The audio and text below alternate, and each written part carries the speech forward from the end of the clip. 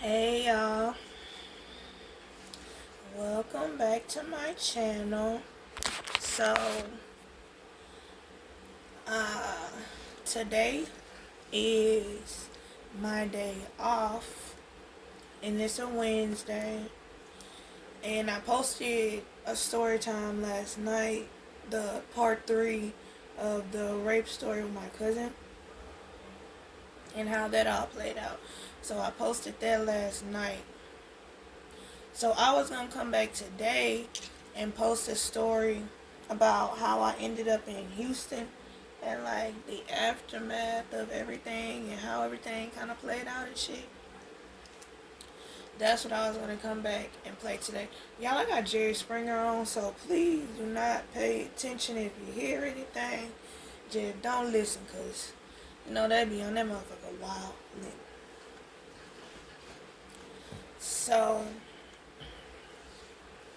I was off today, so I woke up, took a shower, I started cleaning my house. Like if you see the background, I'm washing my sheets to my bed and doing all of that. So that's why I ain't got no sheets on my bed, because they all in the washer. And I went up earlier and I said, let me cook today, because I've been eating out too much and I'm trying to lose weight. So I'm cooking a pot roast. Fuck, I forgot the damn cabbage. Bro. Bruh. I just thought about that, y'all. I already put everything on and everything. Nigga, to my cabbage now. Nigga, the cabbage, you know already. That boat and that ship has already fucking sailed, bitch. We at the house. So, I guess we gonna change the menu. So it's gonna be pot roast with carrots and potatoes with some mac and cheese and cornbread.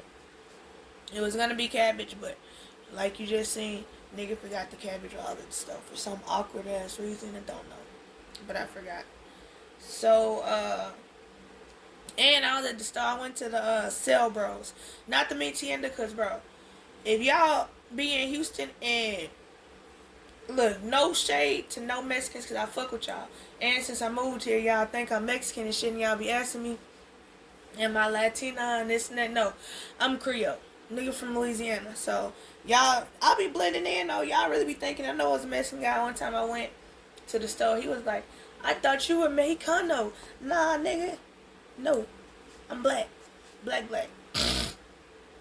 So, I went to the Cell Bros, not the meat tienda, cause no shade, but bro, it be too many of y'all ass in there, bro. It's literally shoulder to shoulder in that bitch every time I go. I do not like being that close to people. And they ass ruled down and said, excuse me, and this and that.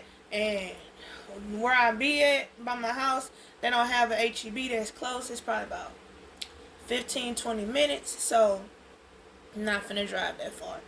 So I went down the street to the Cell Bros. It's probably like 5-6 minute drive. Went down there, picked up all my ingredients. So while I'm in the store, and literally they brought out a whole motherfucking from what they said, a mariachi band. These niggas is in there turned up. And I'ma post the videos in right here. I'ma post it. So it's probably finna clip over to that now. Yeah, I'm in this damn store trying to get some food. And look at this shit. Hold on. I done zoomed in too much. Y'all hear this damn, I don't know what to call it, but they got a full-blown band up in the store, bro. And they getting it. Look, they singing and everything. Go ahead, boy. This the Mexican store, y'all. I'm in the store, y'all.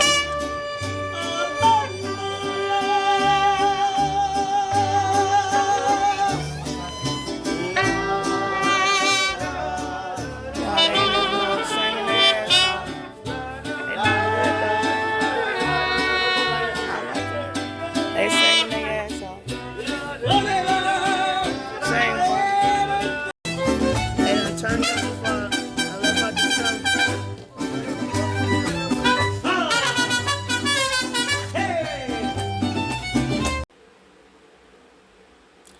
Okay, now why after all of this is happening, I done checked out. I'm in there, they started playing and they got close to me, so y'all know I had to dance on them very quick. Little 1-2 with these feet, 1-2, 1-2. So I did that real quick. So as I'm doing the 1-2, bro, embarrass my motherfucking self and drop my motherfucking $5. So I'm walking out trying to 1-2 out the door, all cool and shit. They trying to hand me my motherfucking money I done dropped on the floor. And I'm like, damn. Let me 1-2 my ass to this motherfucking car, dumbass girl. So I put the videos in already. I don't know why I'm saying that. This is on the recording, so she's slow. So that happened. And I'm going to put a picture in of my food before I put it in the pressure cooker. This is my first time using my pressure cooker today. So I'm going to put that picture in too, probably right now. So, now let's get into the story time, y'all, because I done talked enough already. Now we're going to talk about... I'm going to make a story time after this one on how I lost my virginity and how that shit played out. Because it was... Y'all going to want to see that story time. Let's just say that. So we're going to go into how I ended up in Houston. So during this time... Oh, and we're going to get into the story times of all my bum ass exes. And why they ass is exes. We're going to get into those too for shit show. So...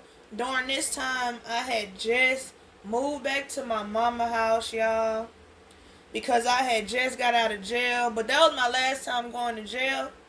That last time was my last time going to jail. So, what happened was, I was in jail. My sister had to drive from Houston to Louisiana to come and pay for me to get out of jail. So she got me out of jail. They all hugging me and shit. Oh, she out of jail. This, and that. The same. Bro, I'm going to have a story times of my times going to the jail, too. They were fucking horrible. To say the fucking least. So, my sister, she got me out of jail. She brought me to my house. Me and my nigga had went to jail. So, we was still living at the apartment, our last apartment together. So, he was still in jail. So I get out, and at this point, I know I gotta move out of my apartment, cause shit, we ain't got no money, cause he was a bum, and at the time I was being bummy too, cause I wasn't working, wasn't doing what I was supposed to be fucking doing to keep my fucking place, honestly. So my sister, she bring me to my house. I'm in there crying and breaking down to her, saying how my life's so fucked up, bro, like. Ever since that shit happened to me when I was little, that shit has dictated my life, and that's why everything goes so bad, and all the rest of my life is going to be as fucked up as this is.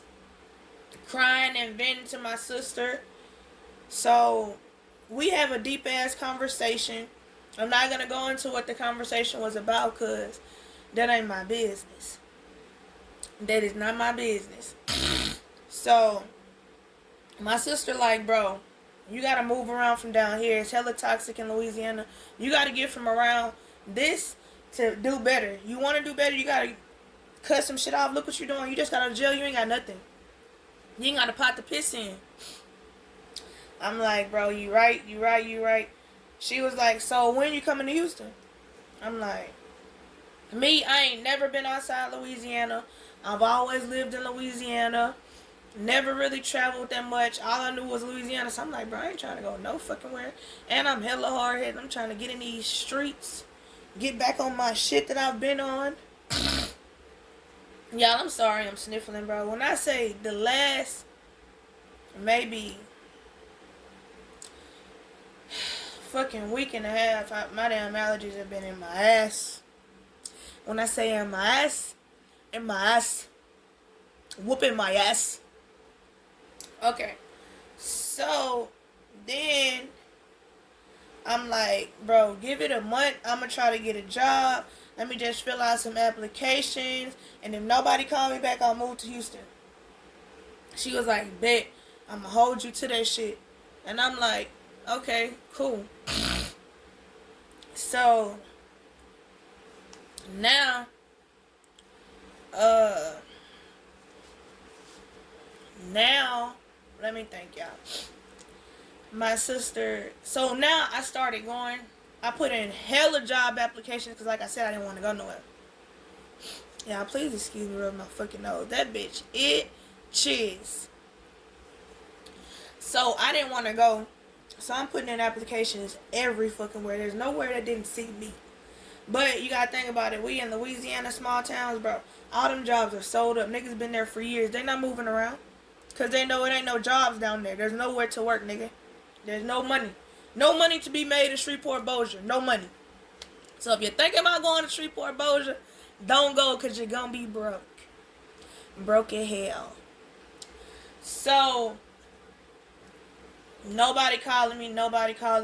But as this time is going on, like, bro, I ain't barely got no money.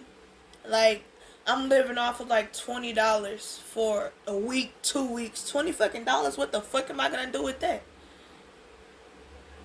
So I'm like, fuck, bro, I gotta do something. So during this time, I'm still, at this time, I was really still not going. I don't care if it was a month. I was just gonna tell her, bro, I'm not going. I'm staying in mom and house. Fuck that. So,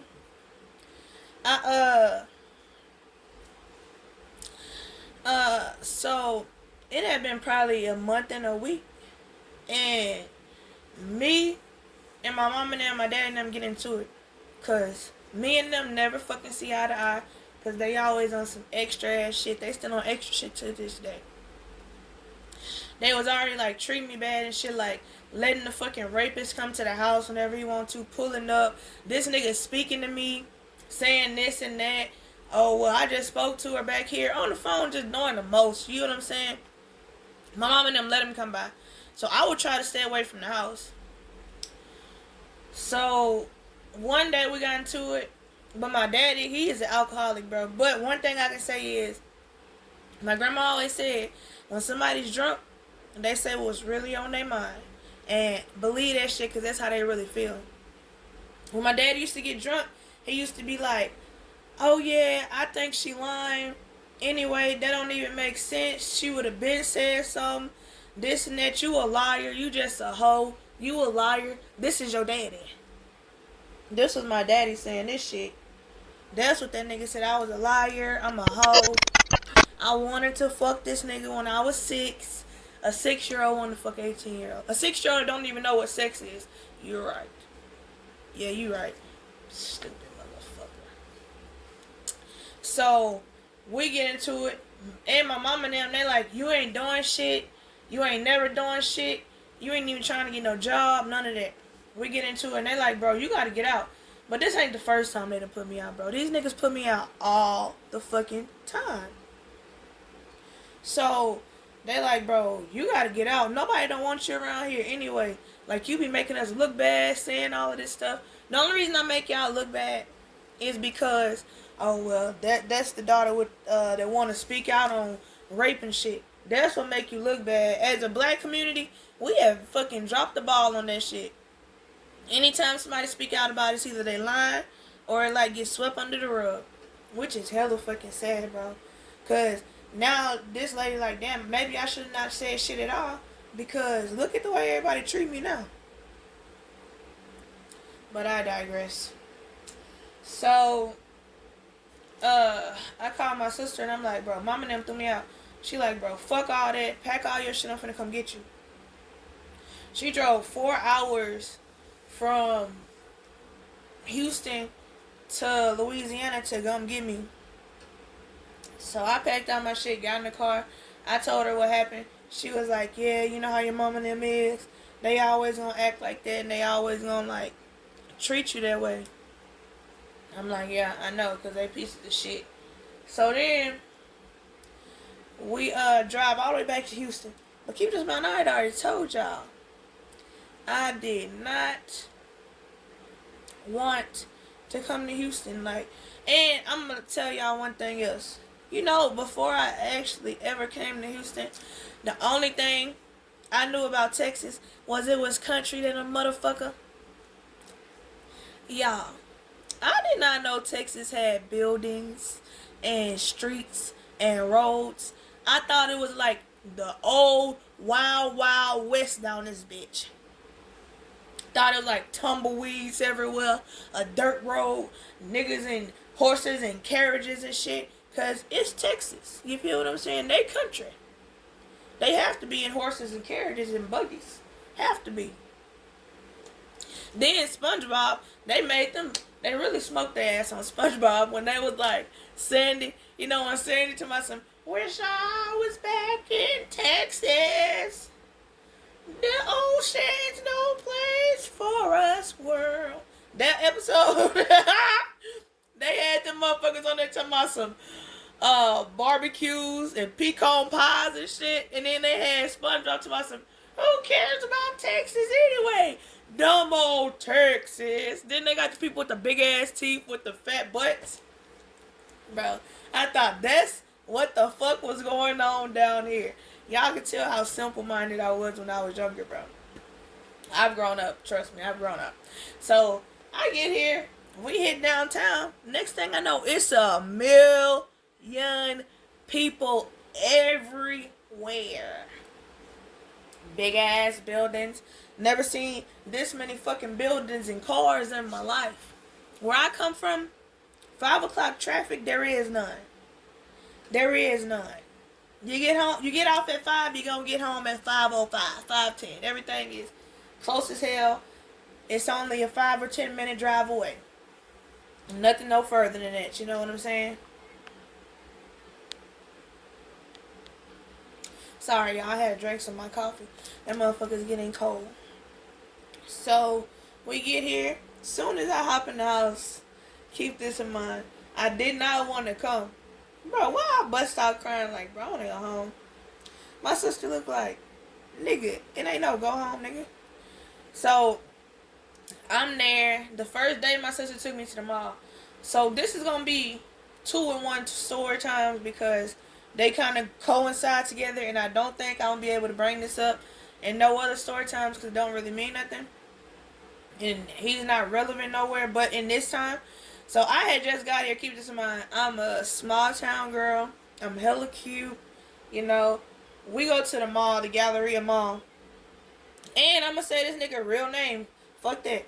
If some awkward ass nigga named Trey walks up to me, but I see the nigga looking at me like everywhere I fucking go, and I'm like, bro, what the fuck? So this nigga walk up to me and whisper in my ear, let's go in the bathroom.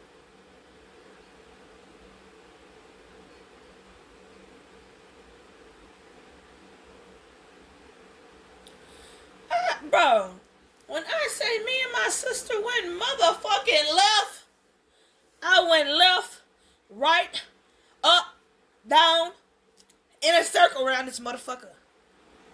So, bro, that kind of turned me off for Houston. I ain't gonna fake. I was ready to go after that, and I went back to the house. I ain't come out the house for another 2-3 weeks after that because I was like, bro, is everybody down here like that? That's on some awkward ass shit. Nigga, you're sick. And if you're watching this now, you are a sick individual. You're disgusting. That's why you got your ass cussed out. And I was looking for security. What the fuck?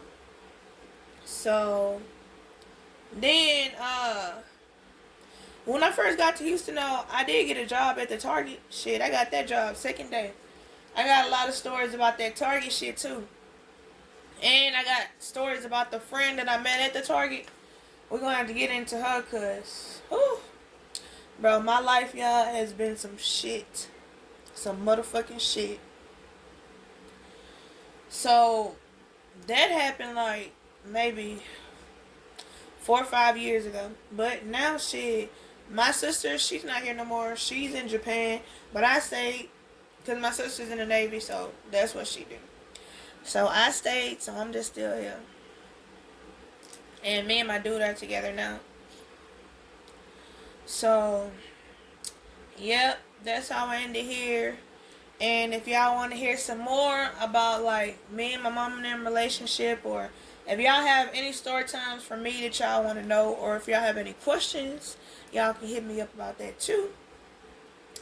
And I'm gonna try to do at least like maybe 2 or 3 more videos today.